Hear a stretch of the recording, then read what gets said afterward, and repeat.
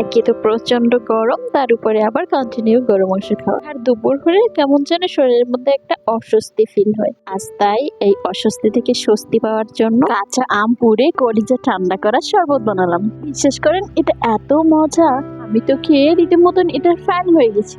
চলেন কথা না বলে রেসিপিটা দেখে আসি। আমার শ্বশুরবাড়ির উঠোনের উপর এরকম পিচ্ছি একটা আম গাছ আছে, আর এটাতে এই বছর নাকি প্রথম আম ধরেছে, তাই এটা দিয়েই বিসমিল্লা করলাম।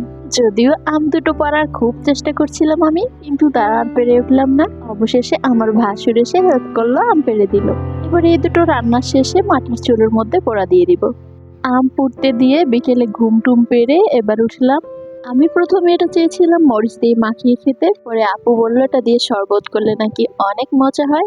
আমগুলো কিন্তু পাকার কাছাকাছি হয়ে গেছে দেখে কালারটা এরকম। এই তো এক সাইড একদম পুড়ে গেছে। তো এরপরে আমাদের লাগবে একটা লেবু, আর আমাদের বাড়ি প্রচুর লেবু গাছ, অনেক অনেক লেবু। তারপর আমি একটু লেবু পাতাও নিয়ে নিলাম। লেবু পাতার সেন্ট আমার খুবই ভালো লাগে চায়ের মধ্যে দিতে বা যে কোনো মাখানো রেসিপির মধ্যে দিতে। তো এইবার পরিমাণ মতো পানি নিয়ে নিলাম। আমাদের বাড়ি অনেক অনেক সদস্য, যদি এক গ্লাস করে বানাতে যাই তাহলে আম লাগবে 20টার মতো। যাই হোক, আজ যেহেতু আমি প্রথম বানাবো তাই 2টা দিয়েই ট্রাই করলাম। পানির মধ্যে পুরো আমগুলো দিয়ে আমি এভাবে পাল্প গুলো বের করে নিলাম। এটা কিন্তু দেখতে কিছুটা তালের মতো, তাই না? আর এই পাল্প গুলো বের করতে আমার খুবই মজা লাগছিল, মনে হচ্ছিল আমি যেন তাল গুলাচ্ছি। যাই হোক, আমার সবগুলো পাল্প বের করা শেষ। এবারে এর মধ্যে আমি 2 চামচ চিনি অ্যাড করে দিলাম। চিনির পরিমাণটা অতিরিক্ত দিলে টেস্টটা কিন্তু ভালো হয় না, আমি তাই 2 চামচ দিলাম। এটা আপনাদের পরিমাণ অনুযায়ী দিতে পারবেন। তারপরে সামান্য পরিমাণ লবণও অ্যাড করে দিলাম। এবার একটা স্লাইস লেবু দিয়ে দিলাম, আর এই লেবুটা দেওয়ার কারণে স্বাদটা কিন্তু অনেক বেড়ে গেছে।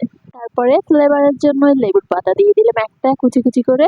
এটা থেকে এত সুন্দর একটা ফ্লেভার বের হয়, পুরো আমের ফ্লেভার, তার সাথে লেবু লেবু পাতা, কি আর বলবো, স্মেলটা পেয়ে আমার তখনই খেতে ইচ্ছে করছে। যাই হোক, তারপরে একটু বরফ দিয়ে দিলাম, কারণ এটা ঠান্ডা ঠান্ডা খেতে ভীষণ মজা লাগে।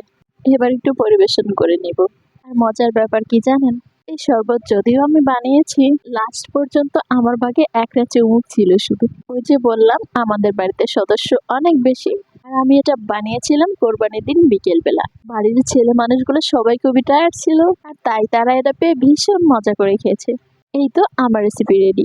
শেষ করেন, এখনো যারা খাননি একবার হলেও খেয়ে দেখবেন, এটার স্বাদ যে কোনো শরবতের থেকে দ্বিগুণ বেশি। আমার খাওয়ার সব থেকে বেস্ট শরবত আমি বলবো এটা। এই গরমে ঠান্ডা ঠান্ডা এরকম এক গ্লাস শরবত খেলে মন প্রাণ কলিজা সব জুড়িয়ে যাবে। সম্ভব হলে এই গরমে একটু ট্রাই করে দেখতে পারেন। আজকের ভিডিওটা এ পর্যন্ত, দেখা হবে অন্য কোনো ভিডিওতে। সবাই সে পর্যন্ত ভালো থাকবেন, আর এই গরমে সবাই বেশি বেশি করে পানি খাবেন, বেশি করে লিকুইড খাবার খাবেন। সবাই ভালো থাকবেন, আল্লাহ হাফিজ।